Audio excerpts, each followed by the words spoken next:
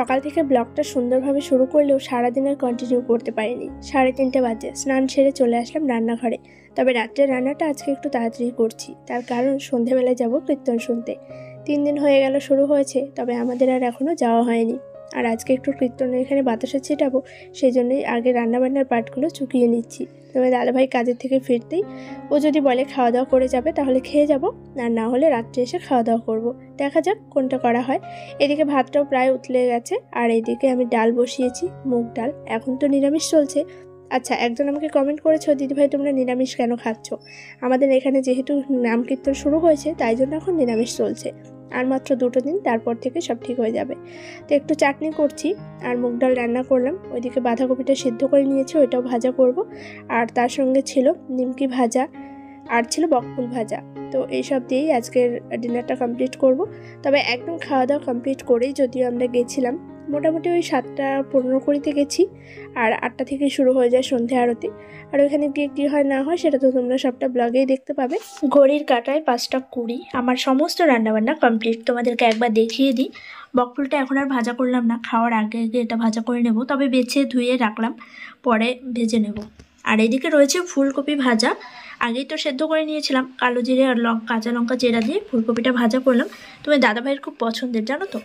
এখানে রয়েছে মুগ ডাল, মূলো দিয়ে মুগ ডাল। আর এখানে রয়েছে চাটনি, যেটা এই শীতে প্রথম করলাম। কাজু কিশমিশ সমস্ত কিছু দিয়েই চাটনিটা করলাম। এর মধ্যে আমুল দুধ দিয়েছি, আর এর মধ্যে তো ভাত রয়েছে। তো এগুলো সব ঢাকা দিয়ে এখন রাখবো, রেখে আমি যাব বাইরে সন্ধে লাগাতে।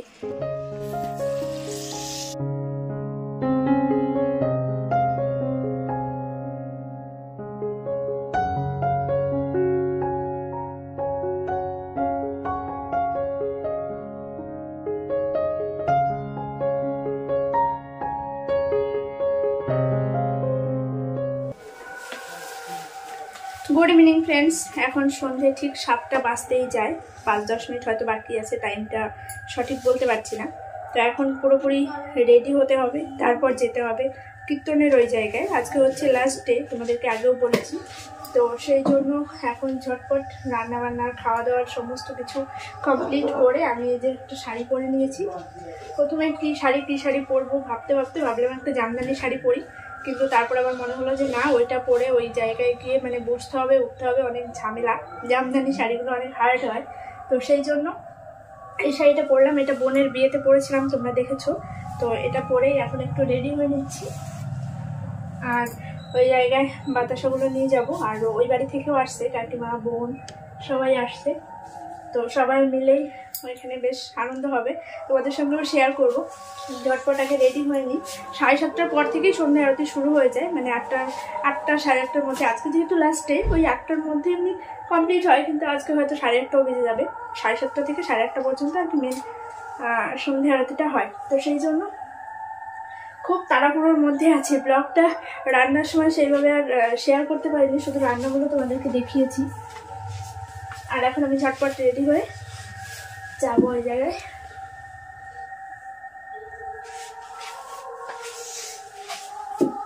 রেডি বলতে সেরকম কিছুই না, জাস্ট একটু কাজল করবো, একটু লিপ বাম লাগাবো, ব্যাস, সিঁদুর টিপ, এই হচ্ছে রেডি।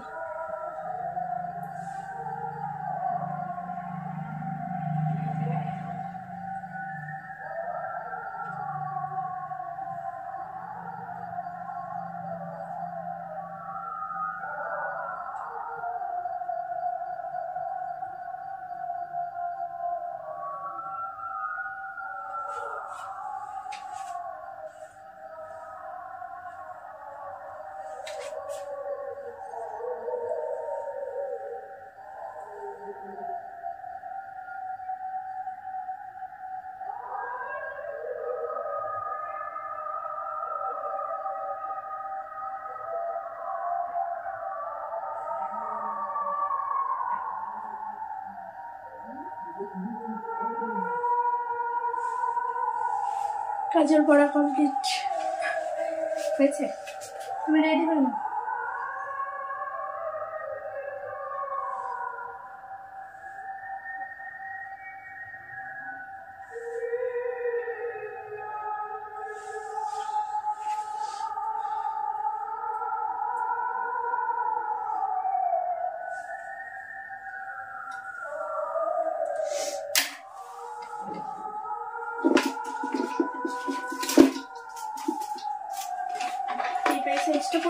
চেষ্টা করে বুঝতে পারছি না।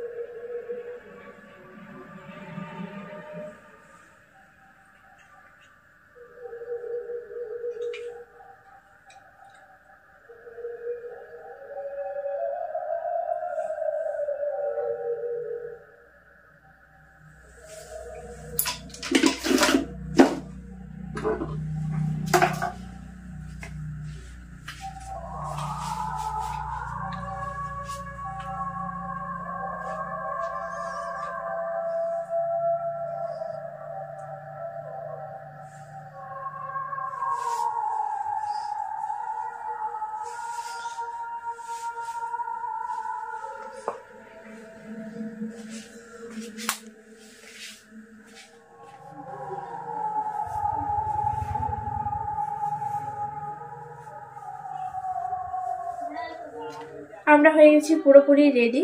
অলরেডি 7টা 11 বেজে গেছে। এখন চলে যাব কীর্তনের আসরে। আর বোনকেও একটা ফোন করে নেবো ওরা এসছে কিনা, না হলে এখানে একা একা একদমই ভালো লাগবে না, অনেক লোকজন থাকে। আর আজকে হচ্ছে 3 দিন, মানে নাম কীর্তন শেষ, আগামীকাল হচ্ছে লীলা কীর্তন, আর পরশু দিন খিচুড়ি প্রসাদ। তো এই 2 দিন তো একদমই যাওয়া হয়নি, ওই জন্য কেমন কেমন একটু লাগছে, মানে ওইখানে অনেক লোকজন থাকে, তো একা একা একদমই ভালো লাগবে না।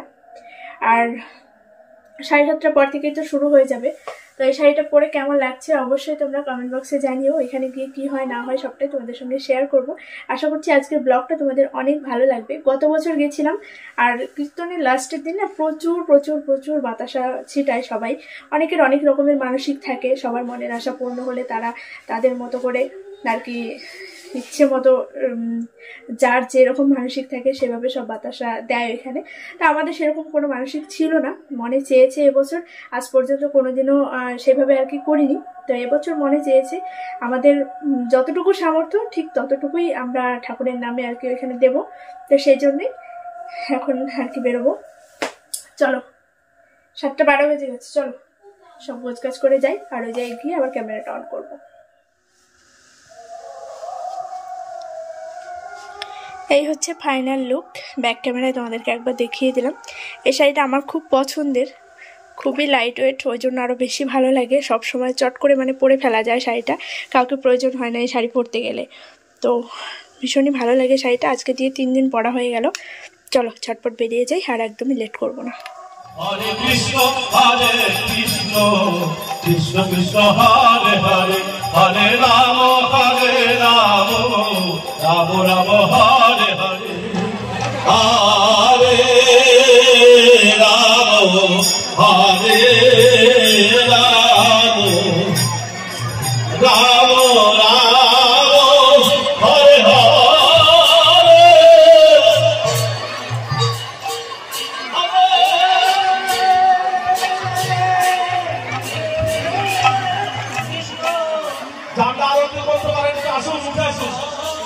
এই রাধা মনে একটু ভালো ভালো গায়ক আছে আমি জানি। আমার দাদা পারেন আসুন।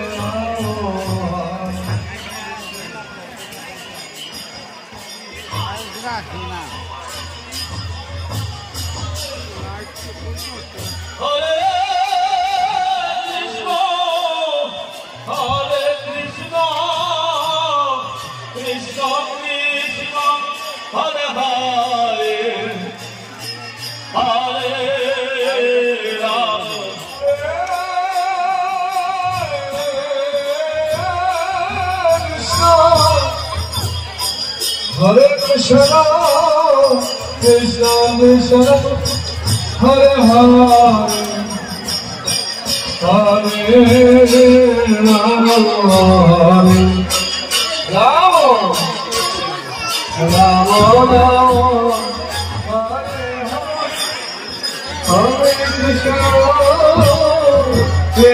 Krishna Hare Hare Hare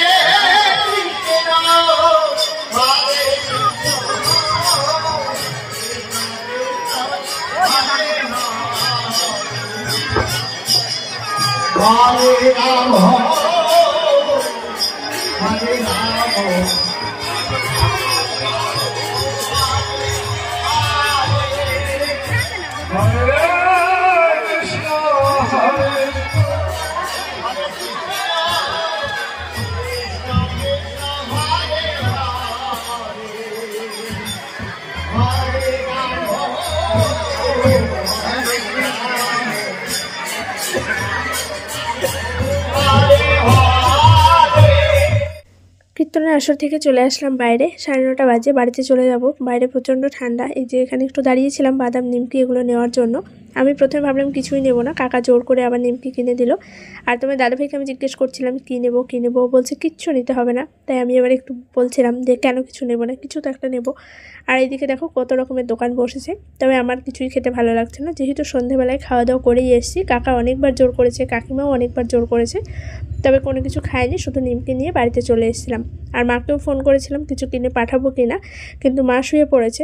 আর বাবাকে রেখে তো মা এই অবস্থায় আসতেও পারবে না, তাই আর আজকে আসতে পারেনি। তবে কি বলতো, বাতাসা ছিটাতে গিয়ে আজকে যে এত আনন্দ করেছি কি বলবো।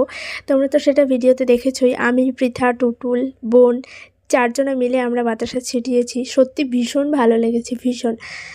তো দেখা যাক আগামী বছর যদি ভগবান সহায় থাকে অবশ্যই চেষ্টা করব। আর এই যে দেখো এখানে পৃথা আবার কি বেশ কিনছিল, তাই এখানেও একটু দাঁড়িয়েছি। পৃথাকে অনেক কিছু খেতে বলা হলো, ও কিছুই নিতে চাইলো না। তারপর তো দাদাভাই ওকে জোর করে একটা আইসক্রিম দিয়েছে। আর এখান থেকে ও কি স্টিকার না কি বেশ নেবে। ও তো যা দেখে তাই নেওয়ার জন্য পাগল হয়ে যায়।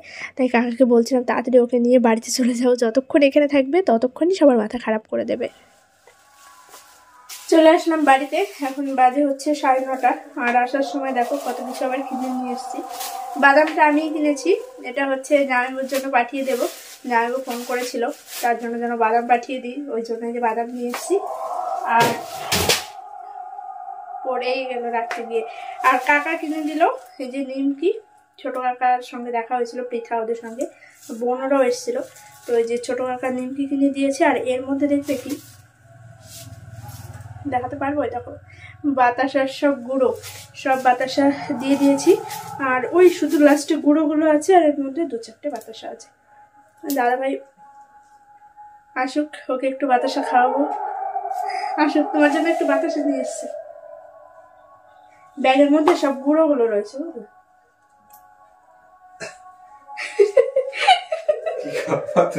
গল্পটা করতে পারছি না। বাতাসা মানে ছিটাতে গিয়ে এমন অবস্থা হয় এক একজনের, নাকে, মুখে, চোখে সব। এত বড় বড় কেন এগুলো? আমি ভালো খাই না অত। তোমারটা এখন কে খাবে? আমি একটু আগে খেয়েছি, আমি তোমাকে অল্প দিয়েছি, কিন্তু আমি তোমাকে অল্প দিয়েছি, আমি এতখানি খাওয়াবো না।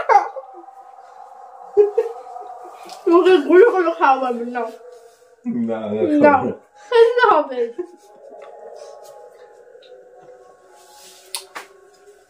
চলো এখন ড্রেসটা চেঞ্জ করি, তারপর ফ্রেশ হয়ে আসি, শুয়ে পড়বো। খাওয়া দাওয়া তো করেই গেছিলাম, ওই জন্য আর খাওয়ার দাওয়ার চাপ নেই।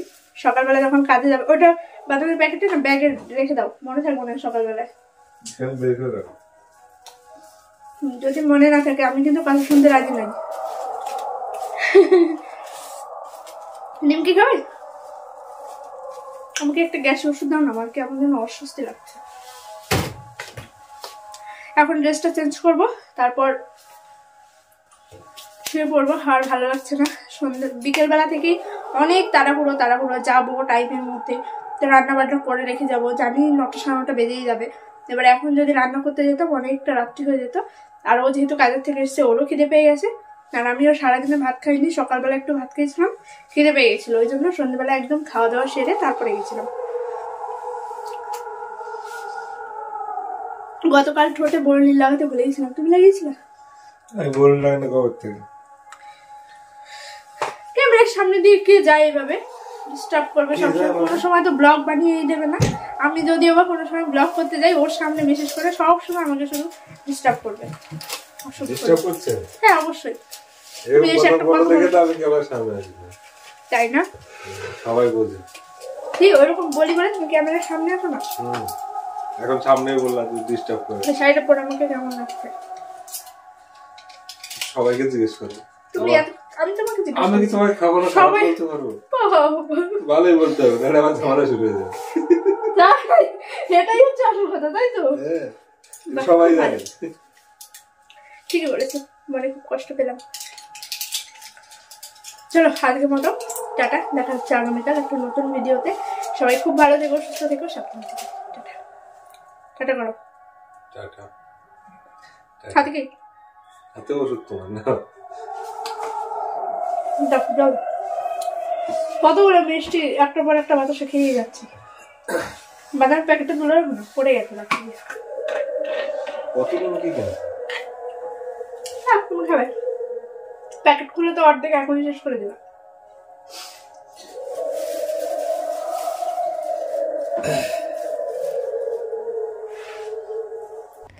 আমাদের এই কথোপকথন আজকে আর শেষ হবার নয়। চলো তাহলে আজকের ভিডিওটা এখানেই এন্ড করছি। দেখা হচ্ছে আগামীকাল একটা নতুন ভিডিওতে। সবাই খুব ভালো থেকো, বাই।